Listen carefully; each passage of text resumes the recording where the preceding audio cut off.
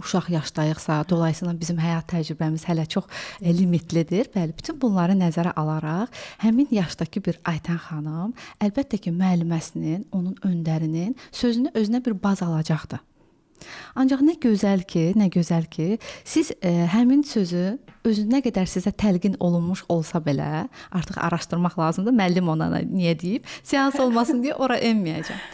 Ancaq əlbəttə ki, siz bundan motivasiya kimi özünüzə istifadə eləmisiniz. Nəticə olaraq da bugün biz sizlə üzbəüz bu söhbəti eləyirik. Siz yeri gələndə həm ön plandasınız, həm uğurlu bir xanımsınız. Bütün bunlar bayaq mənim başda dediyim məsələnin üstündən gəlir çıxır ki, bəli, bizim qorxularımızı yenməyin, əlbəttə bunu hamıya aid eləmək olmaz. Orada alt faktorlar var. Oralara getmirəm. Söhbətimiz dərinləşəcək yoxsa, ancaq mümkün qədər güclü xarakter xüsusilə də varsa, biz onun üzərinə getməklə ancaq onu çox böyük faizlə həll eləyə bilərik. Başa düşəcək ki, əslində qorxmalı heç nə yox idi.